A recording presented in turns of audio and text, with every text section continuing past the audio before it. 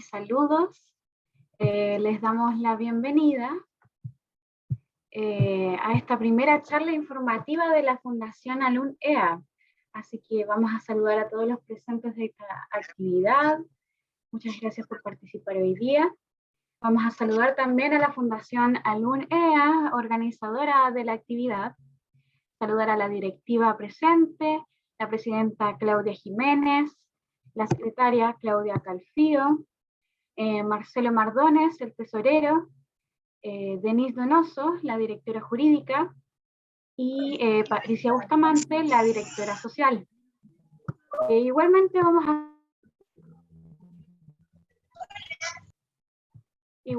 vamos a saludar a Karen Fuentes, secretaria ejecutiva de la Fundación Caritas Temuco, por el apoyo y por facilitar espacios para varias actividades realizadas junto a la Fundación Alun EA. Mi nombre es Katia Casanueva, soy practicante de Psicología de la Universidad Mayor de Temuco. Me encuentro realizando mi práctica en la Fundación Caritas Temuco y estamos apoyando también a la Fundación Alun EA en el aspecto emocional. Al terminar la charla, bueno, les comento que al terminar la charla se va a continuar con una ronda de preguntas y además también les solicito a todos que por favor silencien los micrófonos en todo momento. Así que ahora sí, les damos la bienvenida totalmente a la primera charla informativa de la Fundación Alun EA, y el tema de hoy día es la etiología y el rol de la nutrición en pacientes con TEA. Saludamos a los presentadores, Camila Calfío, doctora en biotecnología, y Marcelo Lara, doctor en biotecnología. Así que muy bienvenidos todos y vamos a dar el paso a don Marcelo Lara para comenzar con esta charla. Muy buenas tardes a todos y todas los presentes. Espero que se encuentren muy bien. Agradecer la invitación, agradecer a la Fundación Alun por la invitación a esta charla de un tema que particularmente me gusta bastante. Voy a comenzar, voy a compartir pantalla y me confirman, por favor, si todo anda bien.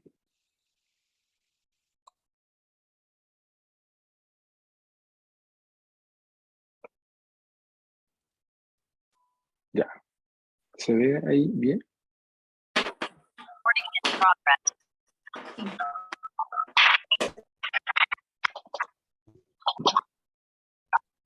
Entonces, hoy día, bueno, esta charla está dividida en dos, junto con Camila.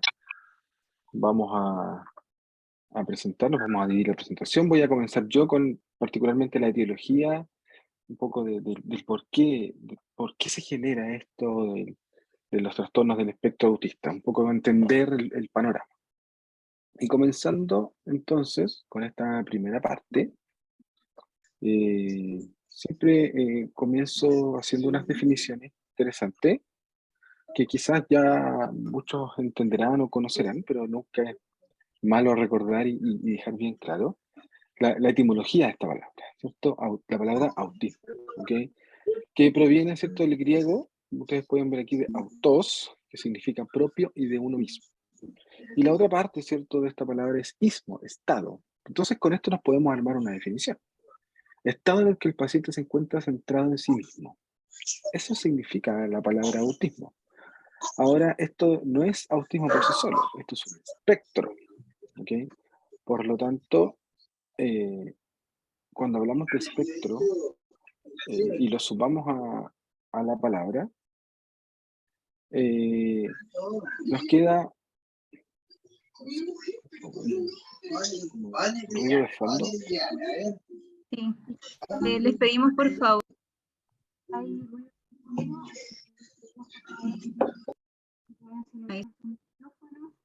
Gracias, perdón.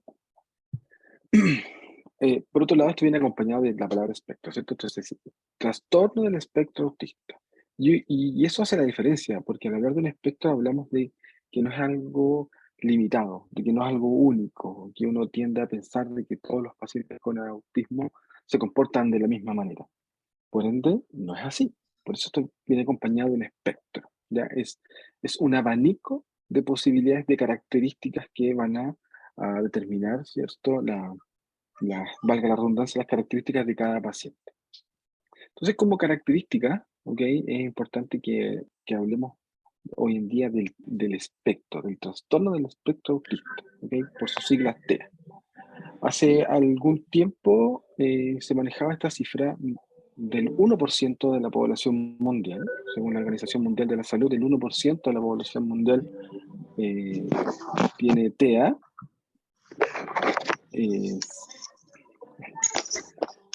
Sin embargo, esta cifra, perdón, tengo un ruido de fondo. Ahí sí, muchas gracias.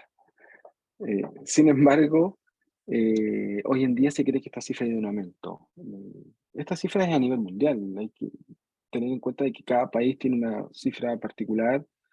Países desarrollados tienen una cifra cercana al 5 o 6%.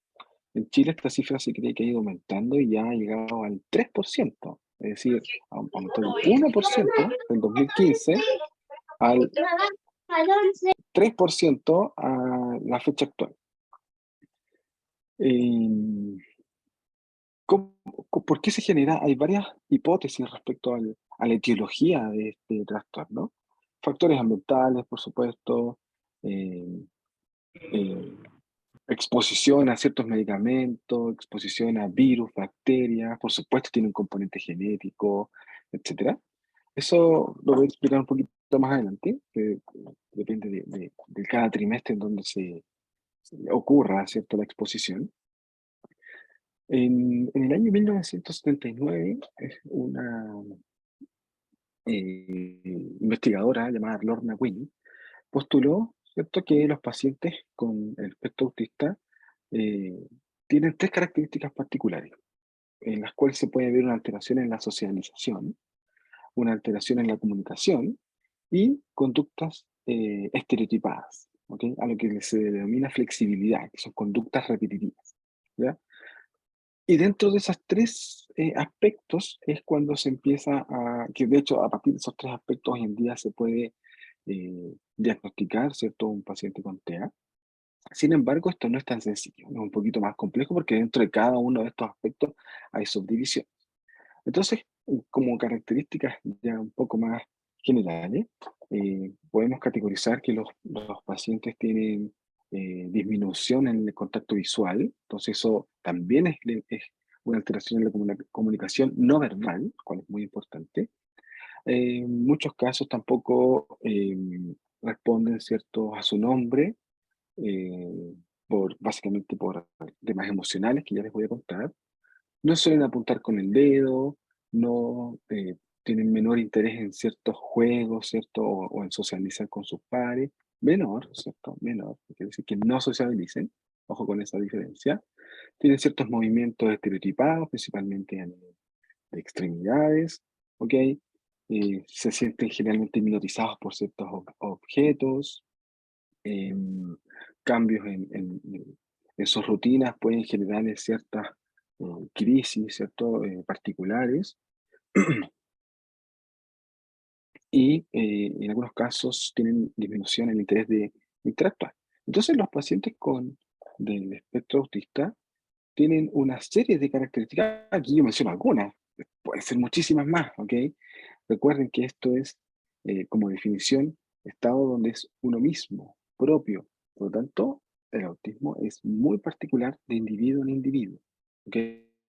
No podemos agrupar a todos los pacientes autistas y darles una característica en particular. No se puede hacer, es muy personal. De hecho, muchos casos viene acompañado con otras acciones, ¿ok? Viene acompañado con, a veces, depresión, a veces con convulsiones, en algunos casos ansiedad, no aparece aquí, pero también viene acompañado con ansiedad, señales de rechazo, hiperactividad, preferencia a estar solo, en algunos casos también hay problemas de aprendizaje, etc. ¿Ok? No quiere decir que todos los pacientes tengan esto. Esto es, insisto, muy personal, depende del por qué se haya generado. Pero esa es la pregunta. ¿Cómo se genera? ¿El paciente nace autista o se hace autista durante su vida? Y la respuesta es que es una patología de neurodesarrollo. Por lo tanto, un paciente nace con autismo. ¿Ok? Nace con autismo. En el periodo gestacional es muy importante porque durante este periodo, aproximadamente el día 18 de gestación, vamos a encontrar una serie de capas posterior al proceso de fecundación, donde se destaca particularmente la que vemos aquí arriba, que se llama ectodermo, que se ve en color verde, ¿ok? A partir de esta capa embrionaria, se da origen a ciertos tejidos, entre ellos el sistema nervioso. A partir de esta capa del ectodermo, damos origen al sistema nervioso. Esta capa, a medida que va pasando los días, va sufriendo ciertos cambios estructurales. Se fijan que aquí aparece una lámina, ¿ok? Luego esto ya forma una especie de canal, ¿ok? O cresta neural. Posteriormente esto forma un tubo, ¿ok? Un tubo que ya al día 24 de gestación, fíjense cómo ha ido cambiando del día 18, la estructura en verde, ¿cierto? Hasta el día 24. No son muchos días, ¿ok? Pero ha sufrido grandes modificaciones. Al día 24 nosotros ya podemos encontrar lo que se denomina el tubo neural. El tubo neural es una estructura fundamental en el desarrollo del sistema nervioso. Alteraciones en el desarrollo del tubo neural pueden generar diversas patologías, ¿ok? Trastornos. En casos más extremos, malformaciones. Aquí es cuando encontramos la espina bífida, las hidrocefalias, las anencefalias, mielomeningocele, entre muchas otras, ¿ok? Que esos son un poquito más estructurales. Son alteraciones estructurales que vienen acompañadas, como les dije, de malformaciones. Pero no siempre son malformaciones. En algunos casos se cierra bien el tubo neural y luego de que está cerrado completamente, se alteran los siguientes procesos que vienen.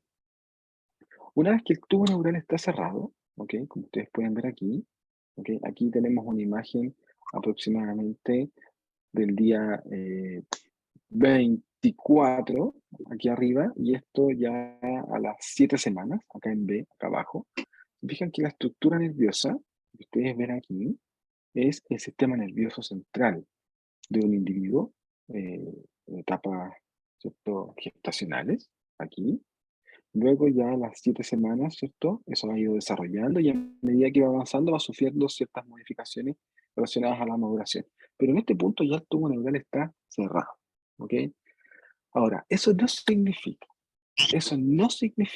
cuando el tubo neural ya está cerrado, proceso que ocurre a los 24 días, no significa que no pueden seguir existiendo algunas alteraciones. ¿Qué quiere decir esto? Luego que está cerrado el tubo neural, sus células empiezan a tomar ciertos roles particulares. ¿Ok? Es decir, empiezan los procesos de migración celular y empiezan los procesos de diferenciación celular. Hasta este punto, hasta que se cierra el tubo neural, tenemos un sistema nervioso, pero que no es funcional. ¿Qué quiere decir eso? Que las células ahora tienen que tomar una función. Ese proceso también puede verse afectado, ¿ok? Si se ve afectado, puede generar algún trastorno neuropsiquiátrico. Entonces, resumiendo un poco, podemos tener alteraciones en el cierre del tubo neural y alteraciones posteriores al cierre del tubo neural. Mientras más antes es la alteración, mientras antes sea la alteración, la consecuencia es peor, porque se empieza a generar malformación en el sistema nervioso. ¿Ok?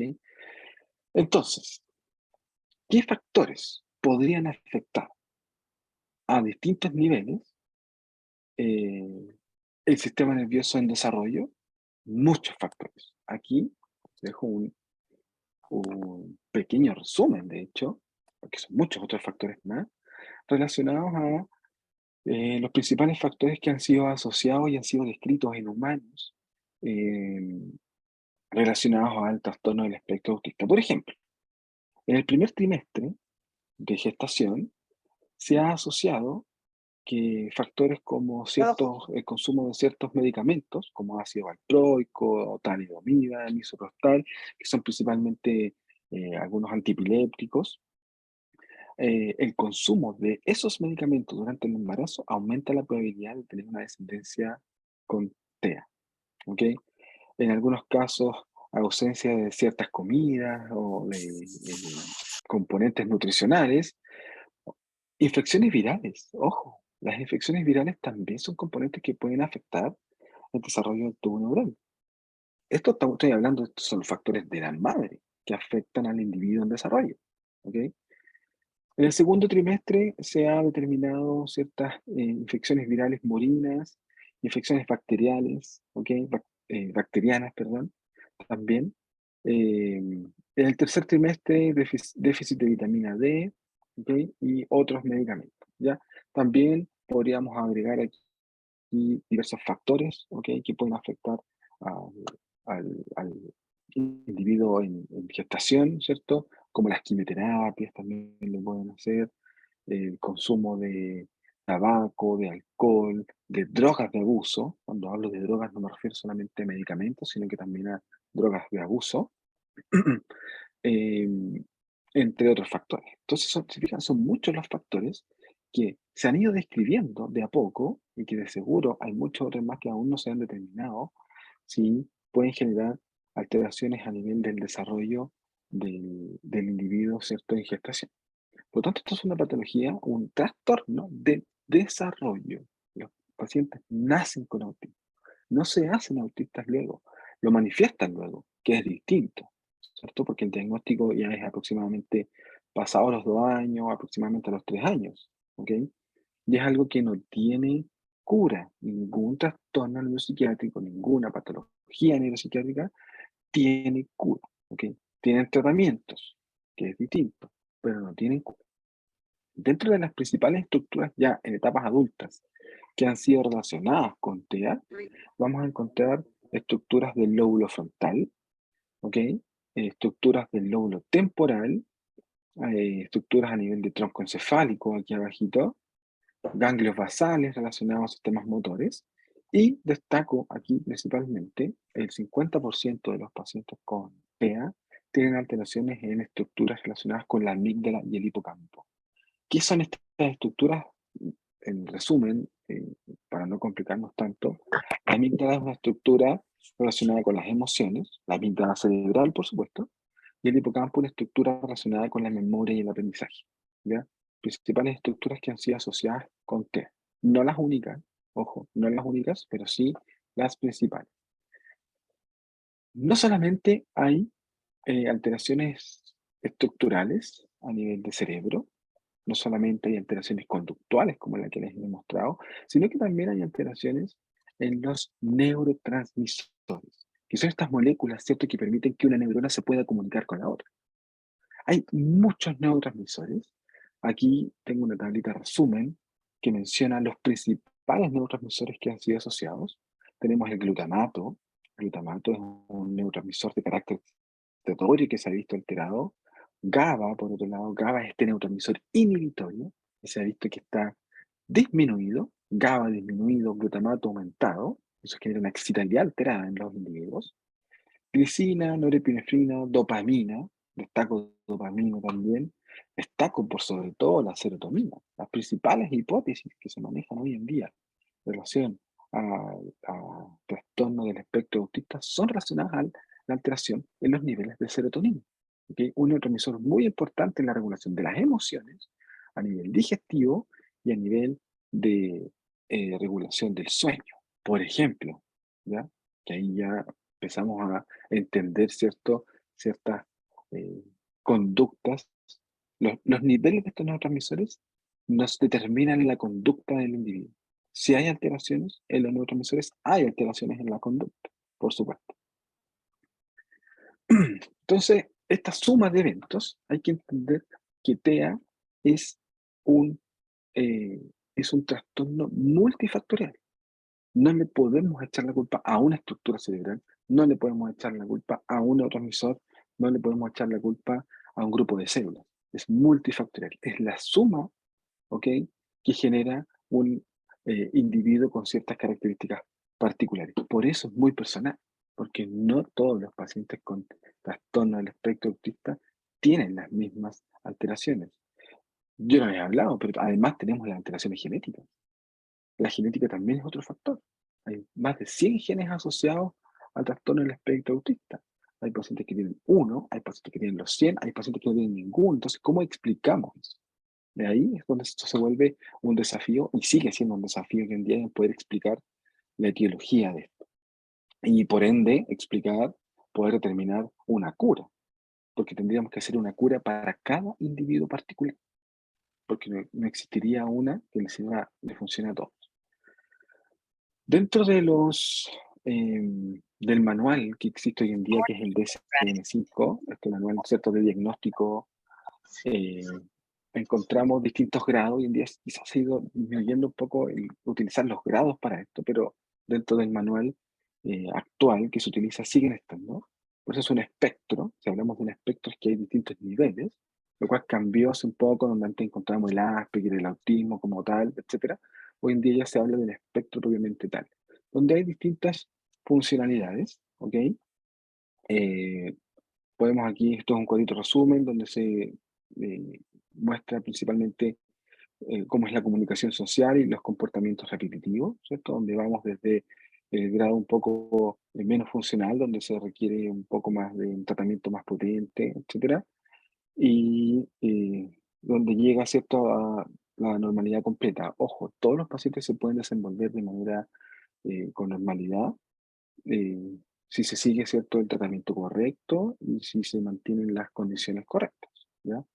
De hecho, por eso me gusta hablar de algunos mitos que se conocen, o que en la población, ¿cierto? Hay muchos estigmas respecto a esto, en relación al trastorno del espectro autista. Algo que he escuchado mucho es que son siempre agresivos con los demás, ¿ya? Y ojo con eso, hay que tener cuidado cuando se dice que un paciente con TEA es agresivo. Los pacientes responden a sus emociones, ¿ok? Y sus emociones están gatilladas por los niveles de neurotransmisor. No es que un individuo con TEA despierte un día y diga que quiere agredir a otras personas. No, es porque algo está ocurriendo neuronalmente que lo lleva a comportarse de cierta manera. Y eso es difícil de entender, ¿ok? Que no saben hablar, también he escuchado. Ellos tienen un lenguaje particular, pero no significa que no sepan hablar. Utilizan ciertas palabras más que otras, o utilizan algunas palabras menos comunes, pero saben hablar de manera espectacular, de hecho. Que no comprenden el entorno, ellos tienen su propio entorno. De hecho, he escuchado así como que no pertenecen a este mundo, unas unos, eh, eh, cosas muy, muy raras que he escuchado. Para nada, ellos viven en el mismo mundo que nosotros, tienen su hipersensibilidad particular al entorno, por eso a veces se alejan de eh, eh, ciertas características. Que no sienten emociones, tienen las mismas emociones que todos, pueden estar felices, pueden estar tristes, sentir miedo, eso también es un completo mito. Este es uno muy ad hoc, ¿cierto? Que las vacunas causan autismo, ese sí que es un tremendo mito, ¿ok? Les acabo de decir que uno nace con el trastorno, no porque tengan una vacuna les va a generar autismo. Es un mito por donde lo miren, ¿ya? Que no tienen futuro, otra ilógico, ¿ya? Casi una falacia, ¿ya? Que se da solo en hombres, también he escuchado. Es mayor porcentaje en hombres. Generalmente es una proporción de 4:1, ¿ok? Cuanto 4 hombres, una mujer. Es más probable que le dé a un varón. Se desconoce el porqué, ¿ah? Eso se cree que hay algunos genes asociados a los cromosomas sexuales, pero no se tiene claro el por qué es más predominante en varones que en mujeres, ¿ok? Y que no les gusta relacionarse, tienen disminuida la interacción social, pero sí se relacionan con un grupo particular, ¿ya? Así que ojo con esto, que también muy escuchado, estigmas sociales respecto a los pacientes con autismo que hay que derribar en nuestra población. Entonces, para finalizar ya mi parte, el trastorno del espectro autista va más allá de alguna alteración en el lenguaje, en la comunicación, en la interacción social y en las conductas repetitivas. Va mucho más allá, ¿ok? Algunos pacientes tienen además ansiedad. El 30% de los pacientes del espectro autista tienen ansiedad, ¿ok? El 40% tiene una convulsión al menos una vez en su vida, lo cual es un número súper elevado, ¿ok? Tienen cambios de humor, ¿ok? En algunos casos hiperactividad, alteraciones en la atención, ¿ok? En algunos casos se generan autolesiones, ¿ok? En muchos casos también hay función en el sistema inmune, y lo que se está estudiando hoy en día con mayor importancia son las alteraciones gastrointestinales que tienen los pacientes. ¿Ok? O sea, hay muchas hipótesis que mencionan y que apuntan a esta conexión, ¿cierto?, entre cerebro y sistema digestivo, que particularmente ahora le doy el pase a Camila, que nos va a hablar más de este punto particular. Gracias, Marcelo. Entonces, continúo acá. ¿Sí? ¿Se ven? Ay, perdón. Perdón. Un minutito. Oh, ahí quedó huevito con tomate. Disculpa, Camila, interrumpí un poquito para... Ok. Entonces, ¿se ve bien? ¿Sí? Ok, entonces continuando con todo lo que es esto de los desórdenes que pueden estar gatillados en el espectro autista, vamos a hablar hoy día sobre lo que es el rol de la nutrición en TEA, en los pacientes con TEA. Bueno, ustedes que tienen sus niños o familiares, han visto que se les dice que ellos son como quisquillosos al alimentarse, que también se denomina el adjetivo como picky eaters, y eso está gatillado por factores que en realidad están relacionados con la selectividad alimentaria. Esta selectividad alimentaria puede estar dado por la textura en un 69%, la temperatura en un 22%, el olor, el sabor y la apariencia.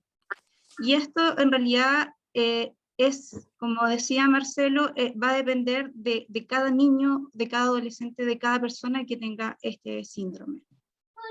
Además de ello, va a estar gatillado por el nivel de actividad física, la idiosincrasia, donde en realidad se está desarrollando la persona, y también cómo es su interacción social y familiar para que ellos puedan tener esta selectividad alimentaria. Pero casi mayormente el 70% de los niños tienen esta condición de ser quisquillosos al alimentarse.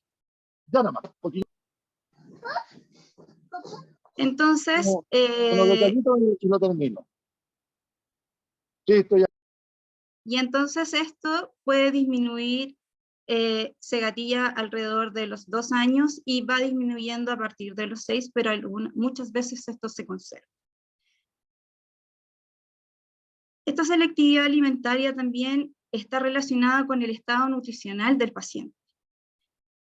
Por ejemplo, nos vamos a dar cuenta acá que hay pacientes que tienen una menor ingesta calórica, y eso gatilla una disminución del peso. Hay algunos que tienen una mayor ingesta calórica, y eso va a gatillar sobrepeso. Hay algunos que tienen preferencia por alimentos ricos en carbohidratos, lípidos y alimentos altos en calorías como pastas, pan, papas, snack, postre, todo lo que esté relacionado con azúcares complejos. Y eso va a llevar a que estos niños o estas personas en realidad tengan exceso de algunos nutrientes como azúcar, sodio, grasas saturadas. También tienen selectividad por frutas y vegetales, y estos prefieren algunas frutas que son ricas en fibra o vitaminas, o realmente muchas veces lo rechazan. Y eso va a conllevar a que tengan deficiencias en vitaminas y minerales como vitamina B9, vitamina B12, vitamina del complejo, vitamina C, vitamina A y vitamina D. Además de esto, puede gatillar este riesgo de malnutrición que se da en los niños por esta condición de selectividad alimentaria, va a gatillar que tengan un mayor riesgo de diabetes, aquellos que tienen sobrepeso, exceso de algunos nutrientes, enfermedades como hipertensión u otras. Además de eso, van a tener deficiencias nutricionales cuando en realidad no están prefiriendo estos alimentos que estén relacionados con verduras, frutas, vegetales en particular, y eso va a hacer que tengan una menor respuesta inmune. Y en particular también esto se ha asociado, esta selectividad alimentaria se ha asociado a todo lo que son síntomas gastrointestinales, que hace años atrás se postuló como una hipótesis y cada vez estos datos están correlacionando más con lo que es la selectividad alimentaria, los desórdenes gastrointestinales y la conducta que tienen los niños. Por ejemplo, se ha determinado en varios estudios que la prevalencia de síntomas gastrointestinales, que los vamos a definir como síntomas de dolor en la zona abdominal, diarrea, constipación, etc., hay una prevalencia de un 23 a un 70%, es súper variable. Y esta alta variabilidad va a depender de criterios usados para definir los síntomas. Hay clínicos que definen los síntomas y no los seleccionan dentro de lo que puede ser el problema que pueden estar ocasionando en estos niños. También el número de síntomas que pueden estar relacionados con estos desórdenes gastrointestinales, la definición en particular de qué es un síntoma dentro del desorden gastrointestinal, el historial médico y los periodos de ocurrencia. Hay niños, personas con TEA que en realidad les ocurre esto esporádicamente o reiteradamente, y eso está relacionado también con el consumo de alimentos en particular. Además está la edad y otros factores que pueden gatillar estos síntomas gastrointestinales.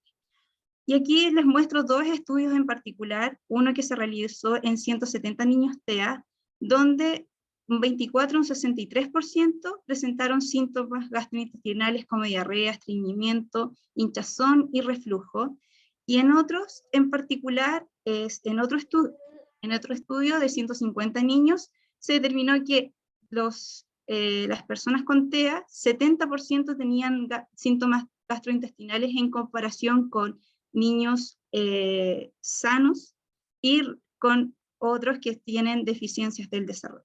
¿Ya? Y en particular también se llevó a cabo un estudio longitudinal. Un estudio longitudinal se define como aquel donde nosotros hacemos un estudio al inicio, por ejemplo, a los 5 años, y nosotros después hacemos un seguimiento, por ejemplo, hasta los 18 años. Y en particular, en este estudio no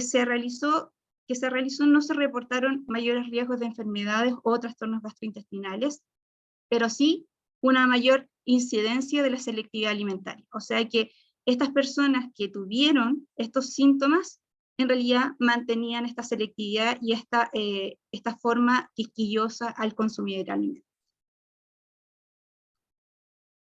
Como les mencionaba, los estudios ya han demostrado que esta hipótesis, que los desórdenes gastrointestinales se asocian con una selectividad alimentaria y además se relaciona con los problemas conductuales que tienen las personas con TEA. Además, esto se ha correlacionado con la ansiedad y agresión e incremento de desórdenes gastrointestinales como dolor, constipación y diarrea.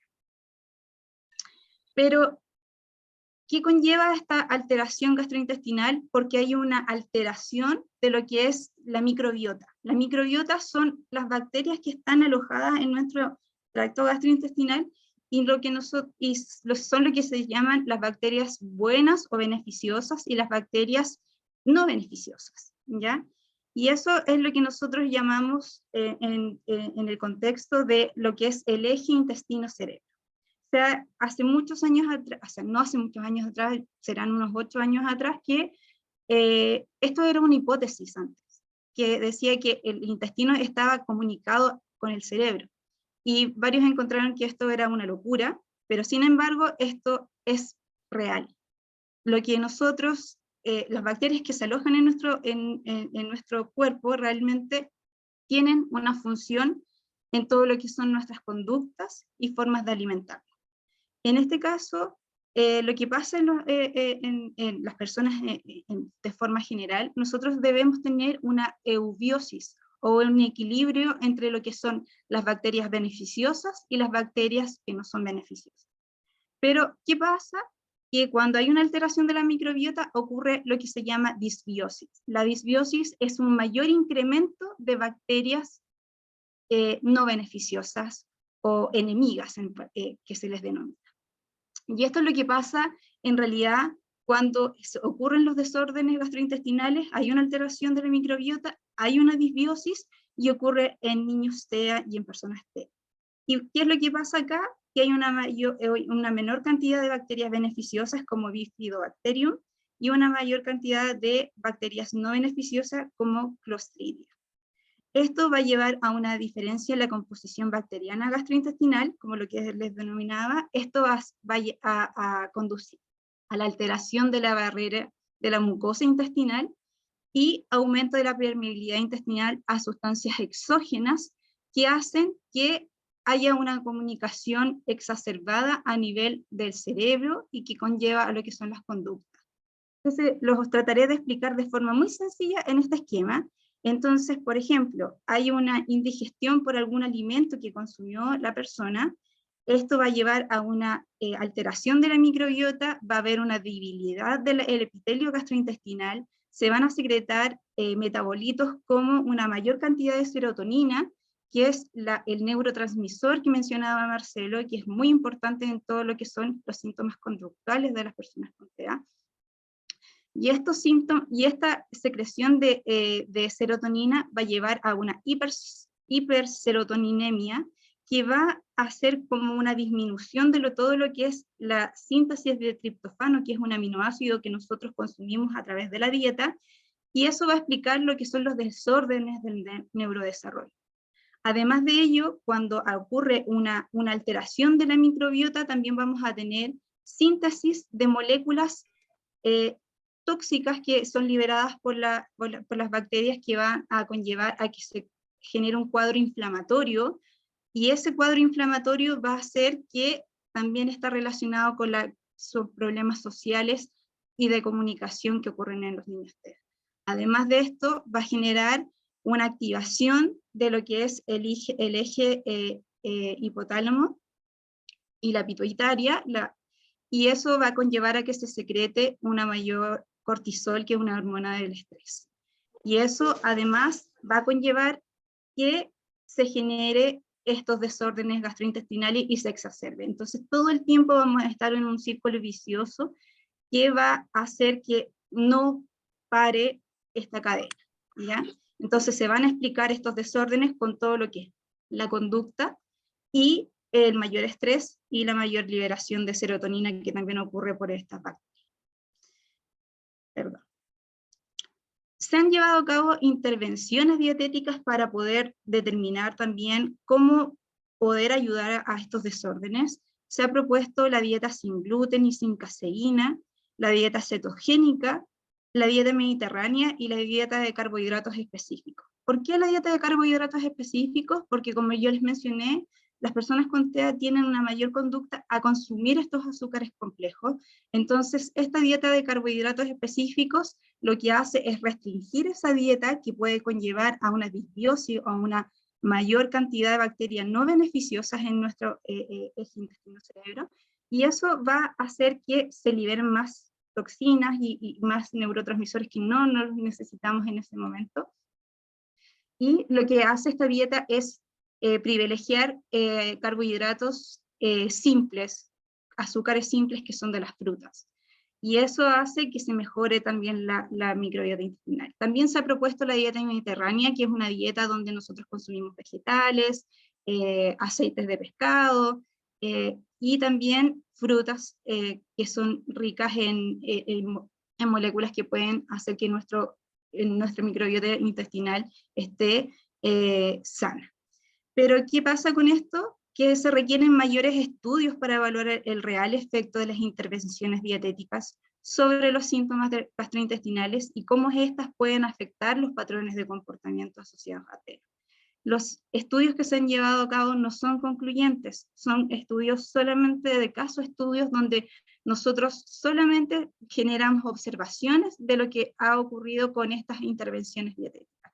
Pero lo que sí tenemos claro es que sí hay intervenciones que pueden ayudar a lo que es todos los desórdenes gastrointestinales, como por ejemplo el caso estudio del rol de los probióticos en niños TEA.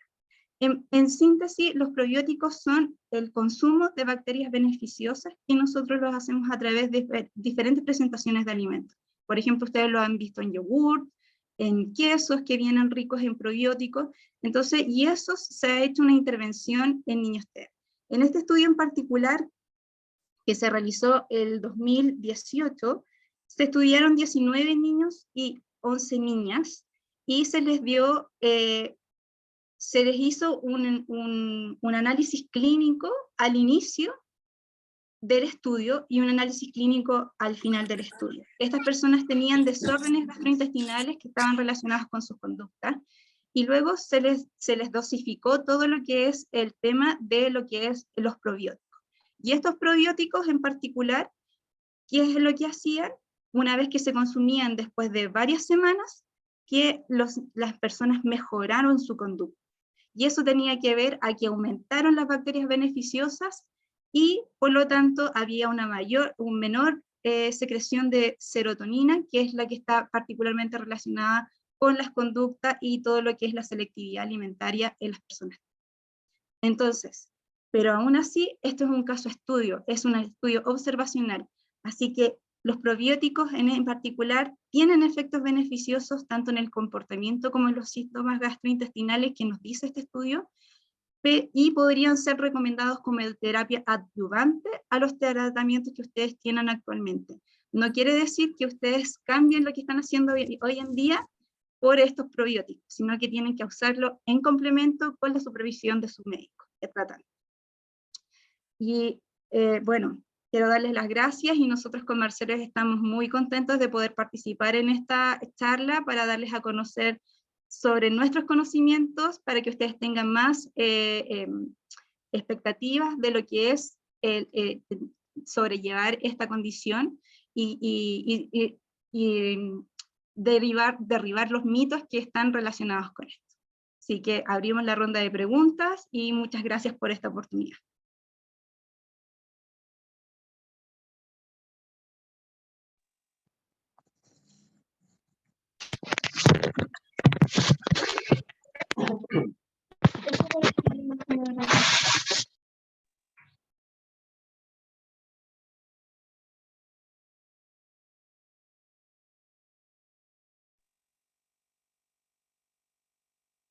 ¿Alguna pregunta, chiquillo, el que esté conectado, que necesite consultar algo? Bueno, yo estoy muy agradecida por la charla, porque quedé con muchos temas que se habló, me coincidieron muchos con mi pequeña Sofi. Así que el que quiera preguntar algo, consultar algo, aproveche ahora con los especialistas que están aquí y salgan de duda de cualquier cosa.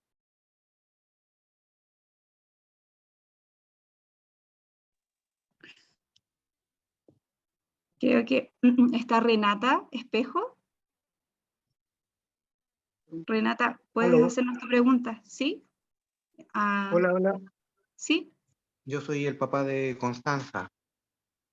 Quiero preguntar respecto a los probióticos. No estoy bien seguro, o por desconocimiento, ¿existen tipos de probióticos o simplemente uno compra los que, por ejemplo, en el supermercado o en la farmacia, algún tipo? No sé si el intestino tiene varios tipos de probióticos o cómo funciona. Mira, sí, en realidad nuestro cuerpo, en realidad el de todos, tenemos una microbiota, donde nosotros tenemos bacterias buenas y bacterias malas, entre comillas. Y lo que nosotros hacemos con los probióticos es que en presentaciones en alimentos nos incluyen bacterias beneficiosas para nosotros colonizar nuestra microbiota, en particular de bacterias beneficiosas. Entonces, ustedes en el supermercado o en las farmacias van a encontrar diferentes tipos de probióticos dependiendo de la cepa bacteriana que quiera colonizar. Por eso es que cuando yo les decía que tienen que hacerlo con su médico, es porque en particular, bacterias en particular tienen secreciones de ciertas neurotransmisores o ciertas toxinas que pueden en realidad erradicarse al consumir estos probióticos. Pero ojo, esto tiene que hacerlo con su médico. Y Ah, agregando ya, que porque funciona también. tiende a, por Perdón. ejemplo, vamos a hablar así como directamente. no sé, pues tiene una diarrea, por decir una cosa así, y uno por esos motivos uno tiende a comprar cualquier tipo de antibiótico, por decirlo, o algo, no sé, pues del supermercado, y al final, por lo que nos da a entender es que puede ser que le compre algo, pero no le va a servir si no Sí, sabemos para qué tipo de claro, porque necesita. usted tiene, claro, porque hay bacterias como bacteriodicetes u otras bacterias que van a o lactobacillus que van a que son más ricos. Hay productos que son más ricos en lactobacillus o bacteriodicetes, y eso hace que en realidad colonicen de diferentes tipos su microbiota. Entonces, por eso es que yo les digo que tiene que hacerlo bajo supervisión.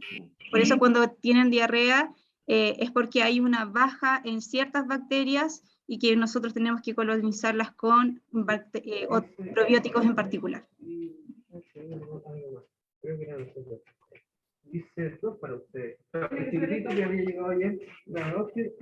No sé si tiene otra pregunta o pasamos a la siguiente con Ruth. Renata estaba primero, según yo. Ok, Estaba Renata. le habíamos habilitado y alguien la interrumpió. Ah, ok. Sí.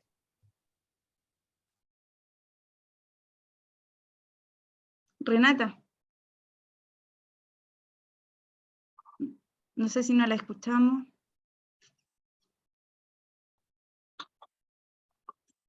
No se escucha, Renata. No se escucha.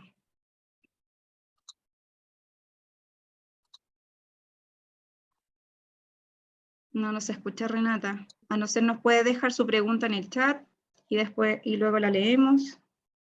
Ujú. Se habilita el micrófono a Ruth, entonces. No sé, entonces continuamos con Ruth para en honor al tiempo. Hola, buenas noches. No sé, ¿me escuchan? ¿Sí? Sí, Ruth, se escucha.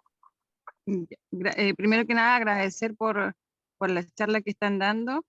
Y mi pregunta, bueno, son dos. Yo tengo un hijo, tiene 10 años, Julián, y él come solo alimentos fríos. ¿Eso le afecta en algo a él, a su, no sé, a su intestino o algo? Porque come solo alimentos fríos.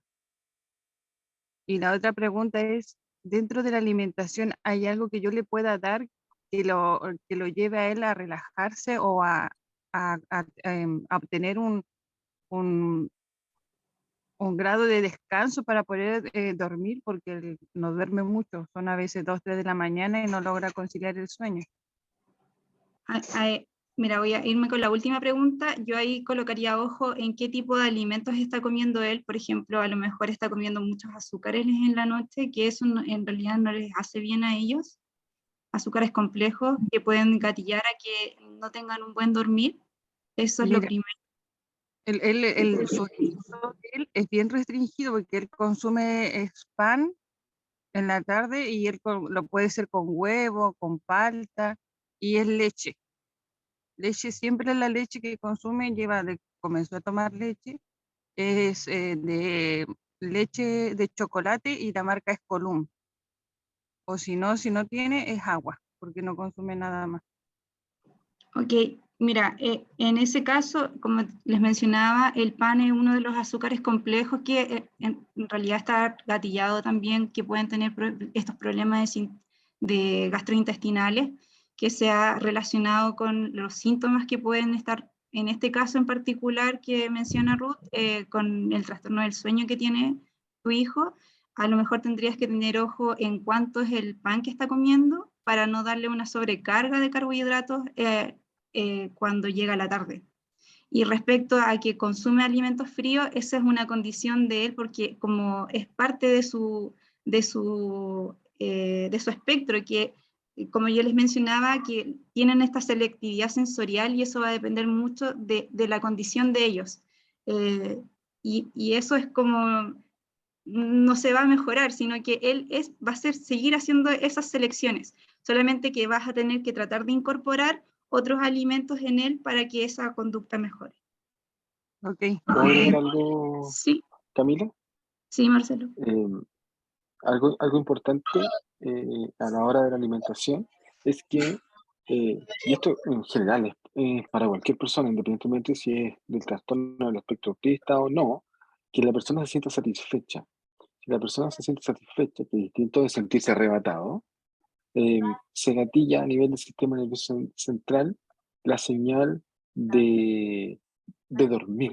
Por eso después de comer, por ejemplo, después del almuerzo, nos da sueño. Porque se gatilla esa respuesta, es automático, pero para eso hay que sentirse satisfecho. No arrebatado de comida, ojo con esa diferencia, que eso puede ser contrario, satisfecho. Y generalmente eso lo hace la proporción correcta entre carbohidratos, proteínas, ¿ok? Y evitar el exceso de grasa. Eso como consejo general. Así es. Pasamos a la siguiente pregunta. Creo que Espera, y había otra pregunta. Había otra de los pregunta, alimentos ¿no? fríos. De los alimentos fríos. Ah, verdad. Sí. Verdad. Eso es sensorial, efectivamente. Es sensorial, exacto. Podemos pasar a Oscar. Entonces, yo los voy viendo acá en la pantalla. No sé si tienen orden acá. Si tienen orden, me los pueden decir. Hola, buenas noches, ¿me escuchan? Sí, escuchamos. Hola, ¿cómo están? En primer lugar, agradecer por su trabajo y su tiempo, ¿no es cierto? Y bueno, yo tengo una hija de 3 años, su nombre es Renata, y mi pregunta va asociada, bueno, lo primero eran los terrores nocturnos que le daban a ellos. Mi hija le daban terrores nocturnos desde 8 veces, y lo más que llegamos a contar fueron 15 veces en la noche, donde ya como familia nos vimos superados. Por ende, la llevamos a un neurólogo para ver el tema del sueño y los terrores nocturnos. Derivado de todo esto, encontraron a Renata súper bien, pero nos mandaron a hacer un examen genético, un cuadro genético para saber cuál era el gen que estaba afectando, porque dependiendo del gen podían venir secuelas más adelante, como era el tema de la epilepsia, me dijeron, y como eran temas que, bueno, otro tipo de situaciones que no me acuerdo en este momento. Pero mi pregunta va asociada al test genético. No sé si lo habían escuchado ustedes alguna vez, pero para mí es algo nuevo y quisiera saber si en verdad tiene algo que ver con que se pueda saber el tipo de gen para diagnosticar algo así. Sí, la verdad es que sí, la verdad es que los test genéticos hoy en día se pueden hacer, se hacen muchas pruebas genéticas. Como seres humanos compartimos muchos genes. La diferencia es que no todos se expresan de la misma manera, no todos expresamos los mismos genes. Y eso puede cambiar, por supuesto, el gen va a conllevar a la expresión de una proteína, de un neurotransmisor. Ahora, yo les mencioné, hay más de 100 genes asociados al espectro autista, de algunos que son compartidos, genes que están asociados al espectro autista, a epilepsia y a otros trastornos también, como ansiedad, etc. Entonces, eh, se hacen esos ensayos genéticos, puede dar una respuesta, sí, si hay una alteración genética nos puede intentar responder de, de, de que no es la conducta, sino que de que es algo que se heredó y que eso generó alguna alteración a nivel de neurotransmisores, porque los terrores nocturnos se están dando principalmente por alteraciones en la serotonina, este neurotransmisor que les mencionamos. Y quizás ese neurotransmisor está alterado por un gen particular. Entonces esa es como la respuesta. Así que efectivamente podría ayudarnos a buscar un tratamiento un poco más efectivo, particularmente en ese caso. No siempre es así, pero en ese caso sería de ayuda. Y eso se hace, no es tan descabellado hacer estudios genéticos. Y más ahora que Muchas en gracias. Chile sí se está avanzando harto en eso. Ah, Creo ya sí, en realidad esa era mi pregunta. Muchas gracias. Sí. Hola, Creo también que venía Elvira. me pidieron por aquí que lea unos Hola, buenas noches.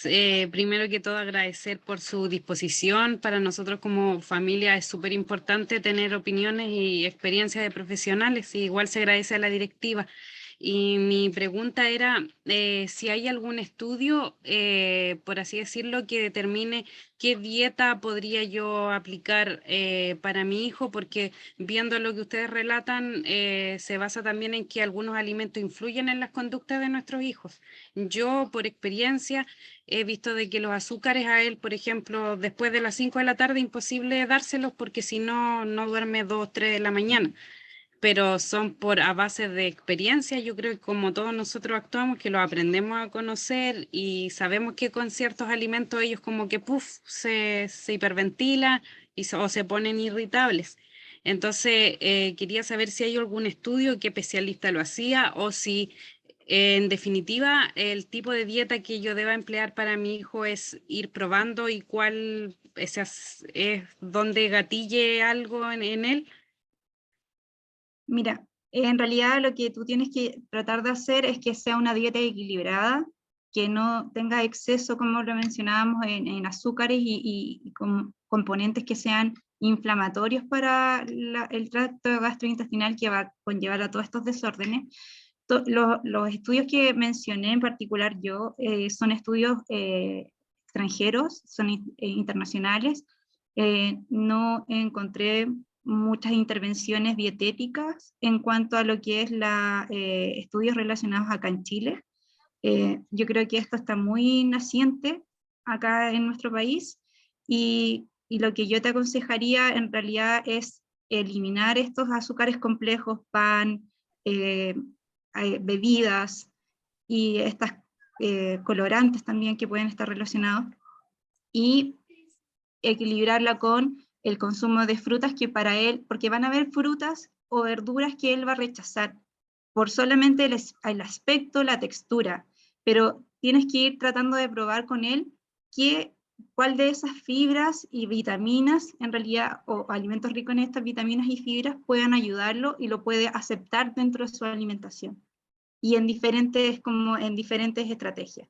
Lo que nosotros mencionábamos acá con Marcelo son conocimientos nuevos, porque realmente no se han hecho intervenciones acabadas acá en Chile, son complejas también, y como les mencionaba, van dietas donde se elimina el gluten, la caseína, pero eso no son concluyentes tampoco, porque va a depender de los desórdenes gastrointestinales que tenga la persona y de las conductas que en realidad se quieran mejorar, y cómo se tiene que llevar a cabo un estudio en particular con esta condición. Muchas gracias. Con permiso, Camila y Marcelo, me pidieron por aquí que leyera algunos mensajes del chat. No se escucha. ¿Ahí sí? Sí, creo que sí. ¿Sí? Me pidieron por aquí que leyera algunos mensajes del chat. Gonzalo Aravena dice: hola, mi nombre es Gonzalo Aravena, tengo un hijo de 8 años, Fernando, que es autista no verbal. Afortunadamente, él come de todo, pero en este sentido quería saber qué alimentos son los más recomendados.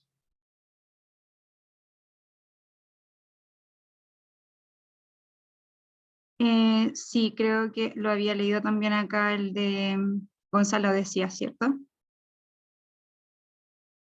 En realidad los alimentos más recomendados son aquellos que elegimos vitaminas, minerales. Los azúcares no se tienen que eliminar del todo, solamente que tenemos que evitar que haya un consumo excesivo. Y respecto a los lípidos también, que sean grasas como no saturadas, privilegiar todo lo que son aceites de pescado y leches que sean desnatadas en particular. Y en realidad eso es como lo que nosotros aconsejamos, porque finalmente como ellos tienen rechazo a ciertos alimentos, hay que colocar ojo al rechazo de esos alimentos, porque en particular esos alimentos pueden tener una buena fuente de vitaminas o minerales que les pueden estar faltando a los niños, a las personas con autismo. Creo que igual vi un mensaje que dejaron en el chat, que cuando yo me refería a niños es porque yo cité varios estudios que se realizaron en niños. Por eso es que mencionaba niños al hacer mi charla, y no como a personas en particular, porque eran estudios en niños de 6 a 9 años, para dejar ese mensaje también. y responder a la persona que escribió eso en chat. Y complementar un poco lo que dice Camila, no hay una receta. Sería genial que pudiéramos tener una receta de alimentos que pudiera ayudar, ¿cierto?, a mejorar la conducta, entre otras cosas, pero no existe. Esto del estudio a nivel gastrointestinal es relativamente novedoso, se va avanzando. Quizás en algún momento se llegue a algo un poco más elaborado, pero hoy en día no existe una receta, porque son muchas cosas, muchos factores. Yo les mencioné que estructuralmente, genéticamente y en el desarrollo es particularmente para cada individuo. Y además la microbiota intestinal es distinta entre todos nosotros, entre todos los seres humanos. Es distinta. Entonces no podemos darle la misma dieta a un paciente. Si yo le digo, oye, a mi hijo le funcionó esto, dáselo, probablemente no le funcione. ¿Por qué? Porque su microbiota es distinta. Lo que se intenta hacer es fortalecer la microbiota de cada uno. No ganar una microbiota nueva, porque eso no va a servir. Es fortalecerla. ¿Ok? Y por eso creo que por ahí preguntaba también, que era la pregunta de Ruth, que fue la primera que preguntó, si se podía hacer un análisis de la microbiota. Se pueden hacer análisis de microbiota. Existen las endoscopías, de hecho se utilizan para cuando hay ciertas bacterias patógenas dentro de nuestro cuerpo. Se puede hacer. Ahora, ¿qué hacemos con esa información? Bueno, no es necesario, bueno, le falta esta bacteria porque no funciona así nuestra microbiota. De hecho, nuestra microbiota va cambiando según los alimentos que vamos consumiendo. Entonces es difícil poder llegar a una receta que nos dé soluciones. Sí. Cristian, creo que estaba levantando la mano. Sí, hola, ¿qué tal? Buenas noches a todos. Mira, mi consulta es la siguiente. Tengo un hijo de 10 años, ¿ya? Y él está diagnosticado con un nivel leve, ¿ya? De esta conducta. Y él hasta el momento, todos los alimentos, o el 90% de los alimentos que consume son colados. Dentro de sí está todo, tiene, digamos, proteínas, carne, verduras, todo lo que necesita, pero se le muele, se le tritura en una juguera y se le da licuado prácticamente. O sea, es como un puré, una cosa así. ¿Ya? Y se le tiene que pasar por sedazo después. ¿Por qué? Porque él nota que la textura que queda en algunos alimentos y los rechaza. ¿Ya? Entonces yo quiero saber, él lleva ya varios años en esta condición, ingiriendo de esta forma de los alimentos, entonces yo quiero saber hasta qué punto eso es normal en un niño de su edad con este diagnóstico, ¿ya? Además, lo que es frutas, son muy pocas las que comen, y si come es un trocito, ya de vez en cuando. Entonces, eso es mi gran preocupación, y quisiera saber, yo sé, bueno, que proteínas está perdiendo al solo hecho de pasarlo por un sedazo, ¿cierto? Los alimentos ya pierden proteínas. Pero que es en alguna forma normal que a su edad todavía ingiera estos alimentos de esta forma, o no, hay que hacer un cambio en su alimentación, y eso quisiera saber, si me pueden orientar, por favor. Sí, o sea, yo considero que eso es dentro de su condición, como les mencionaba, que cada niño tiene, o sea, cada persona en particular tiene su condición sensorial, que es cómo él se va a querer alimentar respecto a la forma, la textura de los alimentos, porque puede ser que si tú le das el alimento entero, lo rechace y no se lo coma. Entonces, de esa forma se va a poder alimentar mejor haciendo lo que tú has hecho en este periodo. Ahora, eso va a depender, como te decía, los síntomas gastrointestinales en particular, que ya se han definido más, están relacionados en cómo son las heces de las personas, si son diarreas, si hay constipación. Ahí tú vas ya a ir viendo cómo se está digiriendo esa alimentación. Y en cuanto a la presentación de cómo comerlas con verduras, pues, por ejemplo, puedes hacer un smoothie, mezclarlo con yogur y que a lo mejor de esa forma tu hijo va a poder comer frutas, pero en una presentación distinta mezclándolo con yogur. Puede ser que le guste o no le guste, pero como decíamos con Marcelo, no hay una receta para decir en particular esto, solamente tienes que fijarte que no esté perdiendo vitaminas ni esté perdiendo minerales y que consuma proteínas en diferentes formatos porque es así como él los va a querer comer. Ya, gracias. Mira, respecto a lo mismo, porque hay alimentos que él sí los consume, que son sólidos. Por darte un ejemplo, le encantan los nuggets, ¿ya? Perdón. Claro, nuggets, las roscas, las tortillitas que hace la abuelita le encantan, ¿ya? Entonces, las papas fritas, de repente, cuando come esas cosas. Pero esa te fijas en la textura, y cuando conversaban con el doctor, me decía lo mismo, pero oye, tú puedes comer los nuggets, y los nuggets tienen una textura que es dura, rugosa, entonces, y él en las comidas no las acepta eso, dice, no, que le molesta, que no puede comer. ¿Ya? Eso uno. Entonces, ahí hay una como que es contradictorio lo que él quiere ingerir. Entonces, prefiere, lógicamente, el alimento colado, que es mucho más fácil de digerir para él, ¿ya? Y lo otro, ¿qué problema se puede acarrear esto a futuro en su organismo, ya que, lógicamente, su organismo interno no está trabajando, entre comillas, en forma normal, ¿cierto? Al ingerir estos alimentos de esta forma, así colados, y no en forma normal. ¿Qué problemas le puede traer a futuro?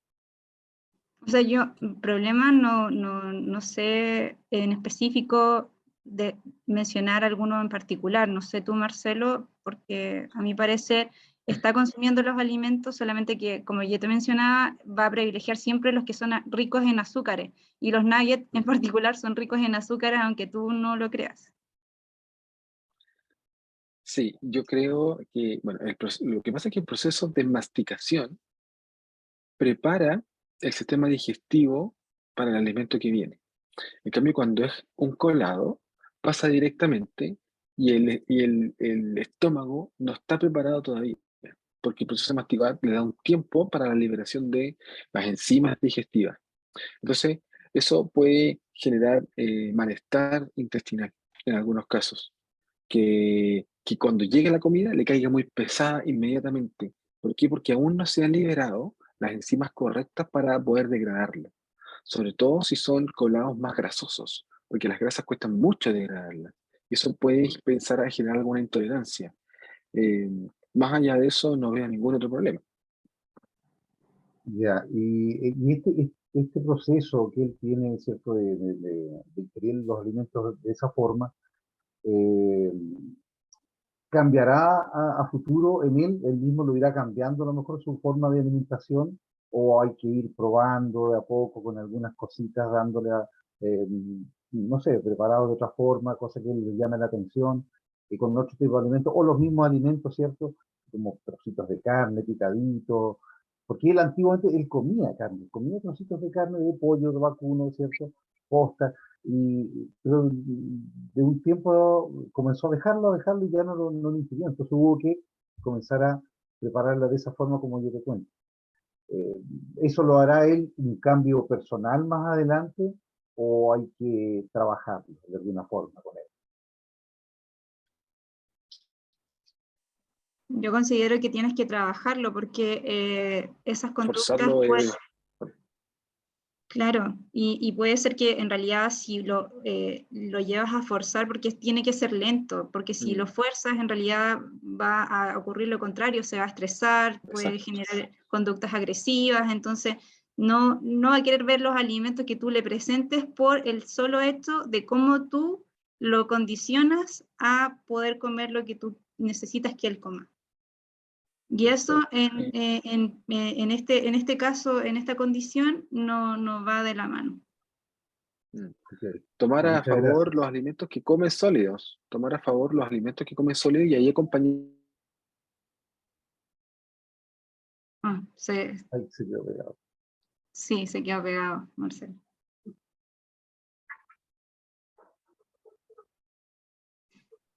Bueno, Cristian, podemos seguir con Dorca porque yo creo Muchas que gracias. vamos a continuar. Gracias. Muchas gracias a ustedes. Antes de seguir con Dorca, les pedimos, por honor al tiempo, priorizar las preguntas y a partir de ahora realizar una por persona en honor al tiempo de todos. Ahora sí, le damos Enseñarle el quizás paso a otro de vez en Dorca. cuando, que es un trabajo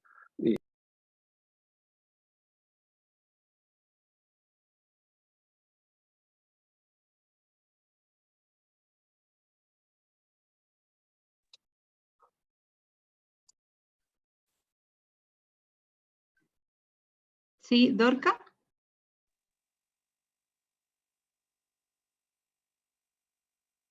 No te escuchamos, no se escucha. Si tienes un auricular, a lo mejor tienes que sacarlo. No se escucha.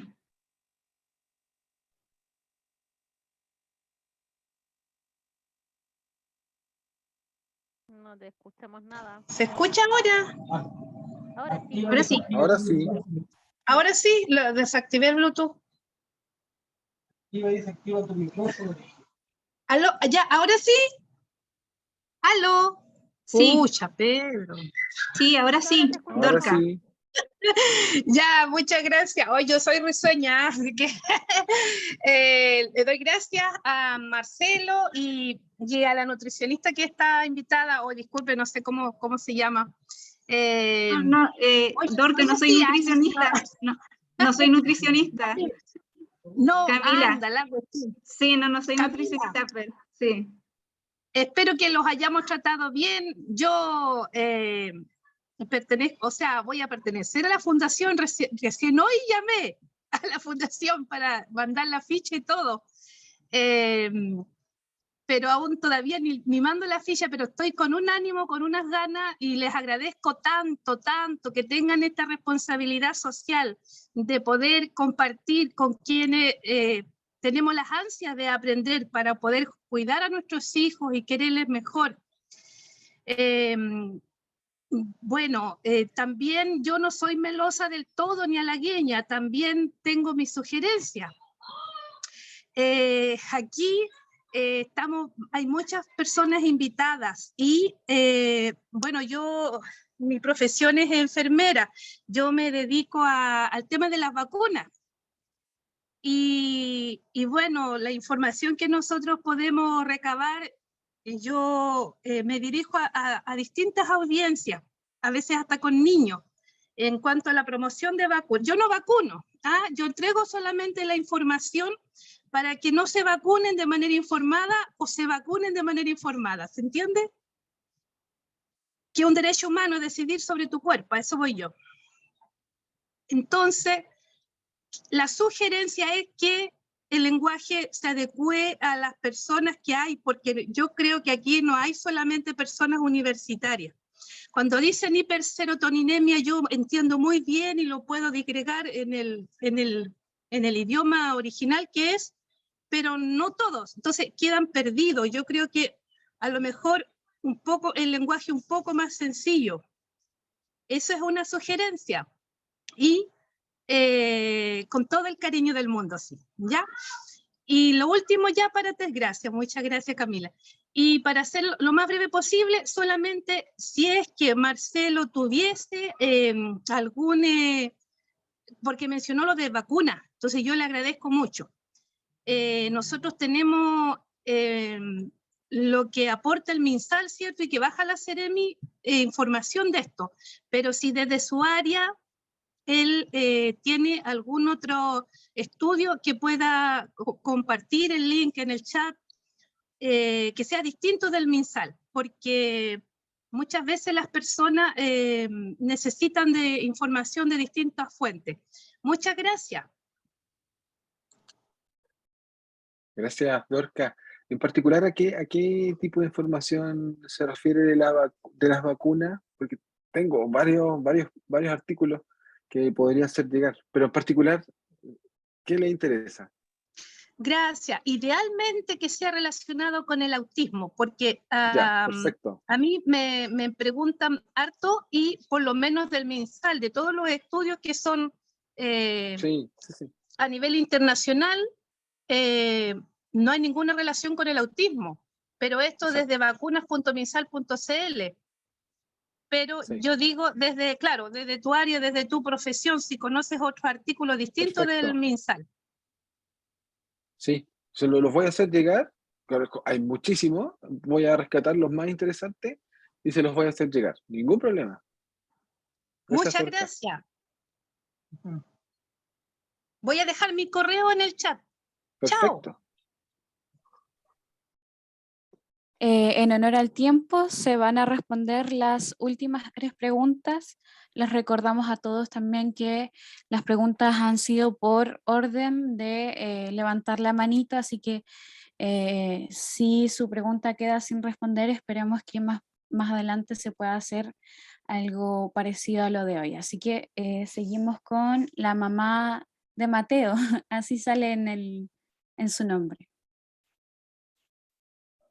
Hola, ¿cómo están? Buenas noches a todos. Agradecer también a la Fundación por dar esta oportunidad, estos espacios de tener este nivel de charla informativo por la condición de nuestros niños. Mi pregunta es, bueno, iba a ser la misma pregunta que el caballero anterior, del tema de los colados, pero ya fue respondida. Tengo una duda, mi hijo de un rato para otro dejó de tomar la mamadera, su leche. Tomaba leche purita, cereal, y ahora ya no solamente tomaba leche chocolatada, ¿ya? Ahora no quiere tomar mamadera, no quiere tomar leche, no quiere tomar en vaso, no quiere tomar, hemos intentado de todas las maneras. ¿Qué alimento puede de alguna otra forma reemplazar la leche? Eso en estricto rigor para que tenga su tema de tener su leche, que eso me preocupa bastante porque tiene 4 años y es importante, muy importante. Solamente él consume yogur y nada más. Y eso. Buenas noches, gracias. Mamá de Mateo, voy a referirme así, no me acuerdo su nombre, pero yo consideraría a lo mejor otro tipo de leche. Daniela, ¿Sí? consideraría otro tipo de leche en otro formato, por ejemplo, líquida, colún, ¿Ya? soprole, u otro formato de leche en polvo. ¿Ya? ¿Sí? Porque puede ser que algún sabor o algo que esté en la leche que usted le estaba dando ya no lo sienta para poder ser consumido, agradable Sí. para el consumo, entonces puede ser el reemplazo.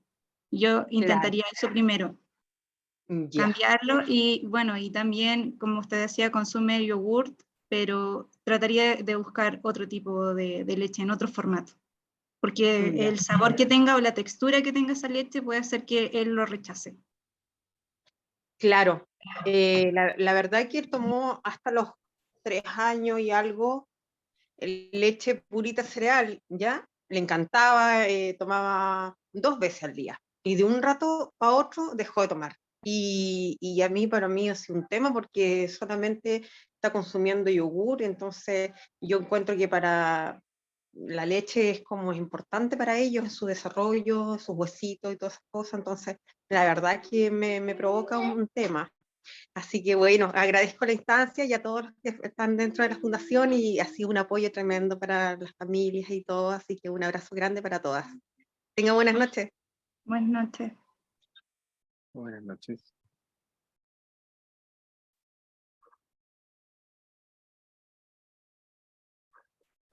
Seguimos con Luis Fe. Buenas noches, ¿se escucha? Se escucha. Perfecto. Primero que todo, agradecer a la Fundación, a ustedes, los especialistas, amigo Marcelo, amiga Camila. Tengo 2 micro preguntas. La primera a Marcelo, un poco dirigida. ¿Alguna forma natural o farmacológica de obtener serotonina? Me suena porque mi hijo toma melatonina, entonces, pastillas de melatonina hay, de serotonina, o sacarle de algún, no sé, alguna planta, algún vegetal. Y para Camila también cortita, mi hijo es muy bueno para los tallarines, carbohidratos obviamente. En el mercado hay carbohidratos, tallarines verdes, de colores, frutales. Es bueno cambiarlos, irles haciendo estos cambios a él para que pueda comer lo que en realidad, o si existe algún fármaco en el mercado que reemplace las vitaminas, minerales y proteínas que ellos necesitan. Eso es todo, gracias. Gracias, Luis Fe.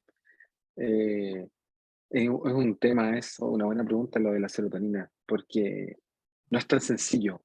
Bueno, la melatonina, recalcando, digamos, es un neurotransmisor relacionado con el sueño. Tiene se da principalmente cuando hay alteraciones del sueño a los individuos, no solamente con TEA, sino que para cualquier trastorno del sueño, digamos. Se intenta regular con melatonina. Tiene sus ventajas y sus desventajas, y podríamos estar hablando bastante de eso. Pero la serotonina es completamente distinto, es otro neurotransmisor relacionado con muchas cosas. El problema es que si nosotros aumentamos la serotonina, si existiera alguna planta que pudiéramos consumir, algún medicamento, y aumentamos la serotonina, empiezan otros problemas. Podríamos inclusive llegar a un síndrome serotoninérgico donde el paciente podría incluso manifestar convulsiones, alteraciones motoras, entre otras cosas. Por otro lado, si está muy bajo, también. Entonces, ¿qué es lo que se requiere? Que el cuerpo esté nivelado de la serotonina. De hecho, por ejemplo, en depresión, la principal hipótesis es la baja de serotonina. Ahora acá, bueno, es la baja de serotonina, pero otras cosas más. Entonces, si damos ese medicamento, no va a funcionar. Entonces, ese es el gran desafío. O sea, ¿cómo logramos estabilizar todos estos neurotransmisores sin que se vayan para arriba o para abajo de forma excesiva? Eso es lo difícil. No existe, Luis, una planta o un medicamento que nos ayude a estabilizar la serotonina, porque uno creería, bueno, si se relaciona con la felicidad, con la emoción, etcétera, bueno, aumentémoslo. No, porque si se aumenta mucho, también es negativo. Entonces, tremendo desafío. Gracias. Sí, y bueno, complementando un poco más, también como he leído que el ejercicio también puede ayudar un poco a esta liberación, pero más endógena. Como decía Marcelo, el consumo de serotonina, en realidad nos vamos a la contraparte, hay un aumento exacerbado y eso trae complicaciones. Respecto a los tallarines, en realidad yo te sugeriría tratar de hacer estos cambios por estos tallarines de colores, que a lo mejor pueden ser más atractivos, que al parecer, por lo que dicen las etiquetas, trae estos componentes que son más vegetales, que se mezclan con estos carbohidratos y pueden otorgarles otros beneficios. Así que trataría, pero puede ser que también te los pueda rechazar solamente por el color o el aspecto, en el caso que tenga esto una exacerbada condición sensorial. Muchas gracias. Y nos vamos a la última pregunta, ¿cierto? Sí, finalizamos la ronda de preguntas con Jenny Urrutia. Hola, buenas noches. Soy la última, como estaba en el colegio, siempre quedaba para la última en la lista. Bueno, saludarlos. Me enviaron el link más que nada porque mi amiga me dio el dato. Tengo mi hijo, tengo un joven ya de 16 años. He escuchado atentamente, más que nada quiero dar algunos datos desde mi experiencia y también de todo lo que han hablado para no extenderme tanto. Yo he pasado por todas las etapas de todo lo que han descrito las personas que están ahora escuchando. Mi hijo ya va a cumplir 17 en octubre. Pasé por el tema de que él comía todas las papillas, no aceptaba otra cosa que no fuera papillas. Con el tiempo se fueron incluyendo los picados. Y al final, sí, ellos tienen una selección de sus nutrientes y de sus alimentos de acuerdo a su condición, ¿ya? Por mucho trabajo que nosotros como papás tratemos de incluir ciertas cosas en las costumbres de nuestros hijos, al final van a haber cosas que no van a resultar.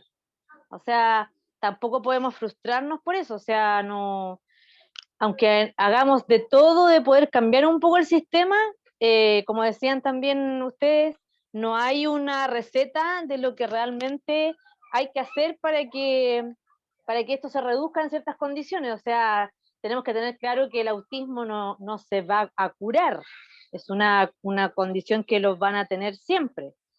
Y también hay que estar atentos a que pasan ciertas cosas que nosotros tenemos que relacionarlo a la condición y que también pueden aparecer cosas nuevas. Como por ejemplo, mi hijo no aceptaba los flanes y hasta el día de hoy no lo aceptó. Come de todo, pero el flan, por la consistencia, es por el tema de que es hipersensible, o sea, él del tema de las paredes de la boca y hasta el día de hoy hay ciertas cosas, en este caso las cosas suaves, no las come. Y con el tiempo supimos que con un examen teníamos una parálisis del paladar, que eso también está asociado a que él no acepte ciertos alimentos. Hace 1 año y medio apareció el tema de la epilepsia, que no está asociado al síndrome genético que él ya tiene. Y también lo que preguntaba un papá delante ahí, acá en Temuco por lo menos se hacen los cariogramas, que es un examen de sangre, que es un estudio cromosómico, que dice en este caso es el conteo de cromosomas, que por lo general dicen a veces el tema del síndrome de Down, y también está el otro que es el array. El array lo da por lo general el neurólogo, que es un conteo y un estudio a nivel molecular. Yo lo tuve que hacer acá para poder descartar, porque la epilepsia no estaba asociada a su primer síndrome, sino que apareció una lesión, ellos le llaman una delesión, como una lesión a nivel molecular. En el conteo cuentan los cromosomas y al final ya supimos que sí, que tenía, y es un examen de sangre, o sea, no es tan problemático la toma de las muestras, lo cuento más que nada porque son como hartas cosas que me han pasado y muchas más. Ahora, la pregunta mía es, se supone de que con todo lo que ha pasado mi hijo y quizás los otros hijos de todas las personas que están acá, el tema del colesterol, por ejemplo, hay ciertos alimentos, como la mayoría comen, quizá el tema de los nuggets son azúcares y son grasas. Al mío también, pues. Al mío colóquenle la papa frita y esas cosas, y porque come de todo. Y ahora lo del colesterol, porque ahora él le ha subido el colesterol, está operado al corazón, es cardiópata. Entonces, ¿qué hago? Reduzco ciertos alimentos, porque también, ¿qué priorizo? Priorizo la condición como autismo por el tema del corazón, porque también tengo que ver el sistema cardiovascular. Entonces hay como ciertas cosas ahí que de repente uno se contradice como papá. Bueno, yo he leído harto, ya he aprendido harto, y bueno, lo bueno es de tener ya mi jovencito ya de casi mayor de edad. ¿Qué hago ahora? O sea, ¿qué reduzco? Porque así como decían otros papás, el mío, por él comiera tallarines todos los días. Por él fuera lo único que coma es eso. Y bueno, para la mayonesa, bueno, para las mostazas, pero ¿y el colesterol? Ahí, ¿cómo lo reduzco? O sea, sí, le quito las cosas, no las coma más, pero también hay ciertos alimentos que aunque no son altos en grasas, al consumirlo en pequeñas cantidades, eso se va sumando, igual va a ir aumentando. Así es que es eso. Agradecerles, como le digo, y bueno, esa es parte de mi experiencia, y poder seguir participando de esta oportunidad, porque acá en Temuco por lo menos es muy difícil hablar de todo lo que nos pasa, y van a seguir pasando cosas, los niños van creciendo, van cambiando ciertas condiciones, hay condiciones nuevas, nuevos diagnósticos. El mío es una cajita de sorpresa, desde que nació es una caja sorpresa, así que espero que haya aportado en algo, y eso, como bueno, ustedes nos pueden seguir apoyando en eso, yo igual feliz de participar, y si necesitan también de mi ayuda en cuanto a experiencia o datos, voy a estar ahí disponible. Gracias, Jenny, por tu experiencia. De seguro que eso responde. Las experiencias siempre son fundamentales para poder responder y dar consejos a muchos que deben estar aquí preguntándose lo mismo. Y respecto a tu pregunta, lo que haría yo es obviamente regular los niveles de colesterol. Eso sí es esencial porque no queremos generar otro problema. Los problemas cardíacos son un tema, sobre todo en nuestro país, son una causa importante, ¿cierto? Entonces, que el colesterol lo puede empeorar. Ahora, por ejemplo, si le gustan mucho los nuggets, bueno, seguir con el formato de nugget, pero cambiar la preparación, por ejemplo, favorecer los de verdura, evitar freírlos quizás, no sé, yo creo que hay que buscar alguna alternativa siguiendo el mismo camino. ¿Ok? Por ejemplo, las mayonesas, hoy en día hay harta opción de mayonesa, o quizás hacerlo uno mismo, ¿cierto? Reduciendo los niveles de grasa, porque eso es importante. O sea, primero regular los niveles de grasa. Yo creo que se pueden complementar, ¿eh? No creo que hay que elegir una u otra, sino que hay que complementar y llegar al camino correcto. Yo creo que es la alternativa. Es un poco más difícil, quizás va a llevar un poco más de trabajo, pero, pero no es imposible. Y así tomamos de la mano los dos y vamos caminando tanto la patología cardíaca, ¿cierto? Como el trastorno del espectro autista. Yo creo que se puede. No sé qué opina Camila y si me quiere ayudar. Sí, bueno, retomando lo de Marcelo, la condición de estos altos, o sea, niveles altos en colesterol, yo trataría también de nivelarlo, bueno, si es que les gusta, frutas, verduras que pueden hacer también que se disminuya o haya un equilibrio ahí con lo que él le gusta comer y en realidad incrementa ese consumo. Trataría de evitar, si es que te lo aconsejan en algún caso, las estatinas, que yo creo que en algún momento te las van a aconsejar si es que los niveles son muy altos. Y también lo combinaría, si es que es posible, con ejercicio. Ejercicio es muy Ese importante. es el tema del ejercicio, porque él tiene una discapacidad severa, es dependiente totalmente y está con una escoliosis igual. Entonces el ejercicio, y eso es lo raro, él come mucho, pero él pesa, o sea, yo lo llevo a un doctor, pediatra, doctor general, y me dice que está en desnutrición, pero de acuerdo a la condición que ya tiene de base, el tema de la cardiopatía, el corazón, esto, otro, él está bien en su peso, pero come más que yo, si de verdad come más que yo, y él es como que la comida le pasara Pero eso. a lo mejor, no es como para sumarte algo más, pero puedes hacer la consulta, que hay algunas también cambios, hay una herencia genética que está relacionada también con el colesterol, que la persona, a pesar de que no coma tantas grasas, tiene la tendencia a acumular mucho colesterol. Entonces puede ser, se me ocurre, que esté relacionado con eso. Podrías consultarlo también con tu médico y revisarlo. Y también te quiero agradecer porque diste como un resumen muy asertivo de lo que es el análisis cromosómico y lo que es el FIT que nosotros conocemos con Marcelo, donde se hacen esas determinaciones puntuales, porque nadie lo podría haber explicado mejor que tú, yo creo, ni nosotros, y tan sencillo para que todos lo entendieran.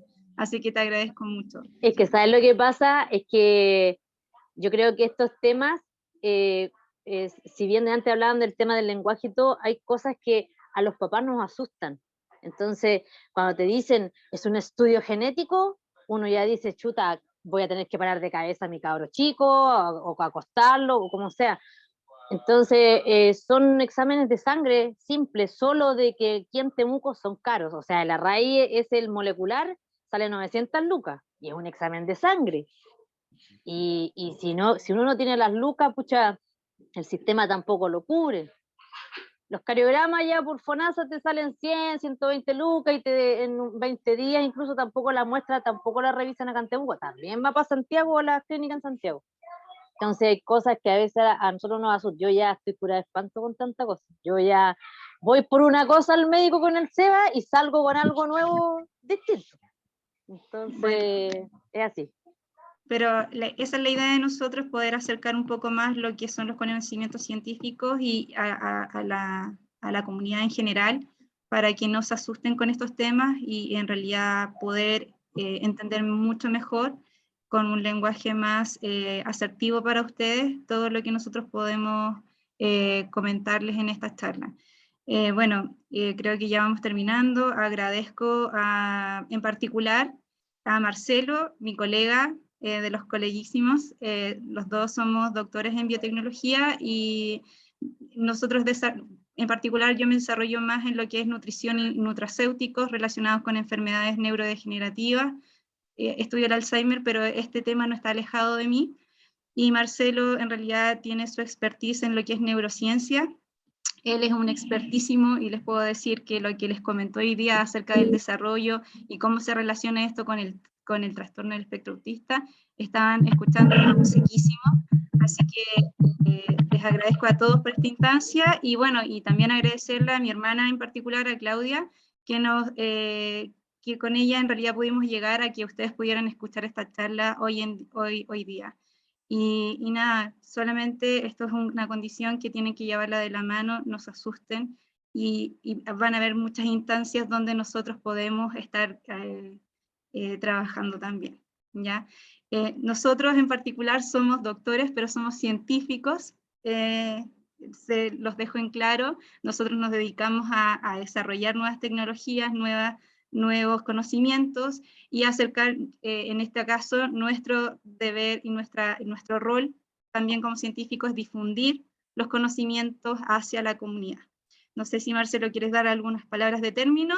Yo les agradezco a todos por la participación, tuvimos una gran convocatoria, espero que no se hayan confundido más de lo que con lo que hayan ingresado hoy día a esta charla, espero que hayan ido con mucho más de la mano y que esta charla les haya funcionado y les haya servido por montón y hayan esclarecido varias dudas que hayan tenido. Agradezco también todas las preguntas porque fueron muchas, así que yo me despido y muchas gracias a todos. Y gracias, Camila, yo también quiero agradecer, por ahí, aclarar, ¿cierto? Que efectivamente somos doctores, pero no médicos.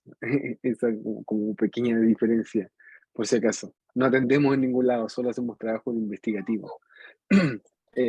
Agradecer a la fundación, agradecer a los participantes por la motivación de aprender, ¿cierto? Quizás que en algunos casos son términos a veces un poquito más complejos que lo que hay detrás, pero siempre el interés de aprender, de poder entender y de poder, porque a veces uno explica algo y yo dice, bueno, por eso mi hijo se comporta así, por eso tiene esta acción. Eso ayuda bastante, ¿ok? Dentro de nuestra expertise, ¿cierto? Que es más científica, ayuda bastante. Así que las felicito a todos los participantes por estar aquí. Agradecer a Camila, ¿cierto? Efectivamente, somos colegas, bueno, y amigos también de hace bastantes años, así que también sequísima en su área. Agradecer a la fundación y bueno, y si es para otra ocasión, yo feliz en participar y hablar de este tema que me apasiona y que es muy interesante. Créanme que quedamos cortos con información. Así que un abrazo para todos. Muchas gracias. Muy bien, vamos finalizando esta charla informativa. Muchas gracias a todas las personas que participaron de la ronda de preguntas y muchas gracias también a Camila y a Marcelo, ambos doctores en biotecnología. Y ahora vamos a dar paso también para que Claudia Jiménez, presidenta de la Fundación Alunea, dé unas últimas palabras para finalizar.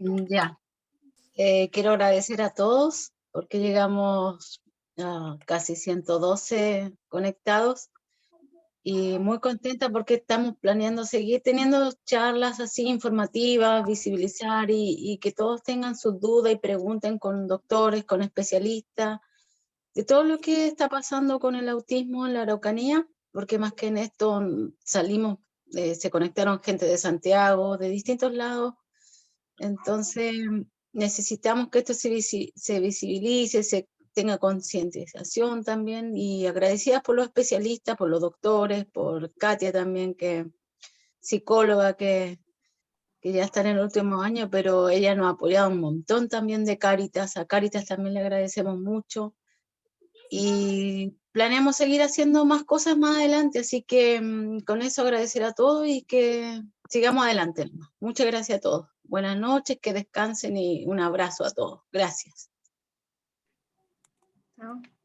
Finalizamos entonces la charla informativa. Muy buenas noches a todos y muchas gracias a todos por participar. Buenas noches, gracias por la invitación. Chao, muchas gracias. Muchas gracias por la Chao. invitación. Buenas Gracias. noches. Chao, que Chao, descansen. gracias.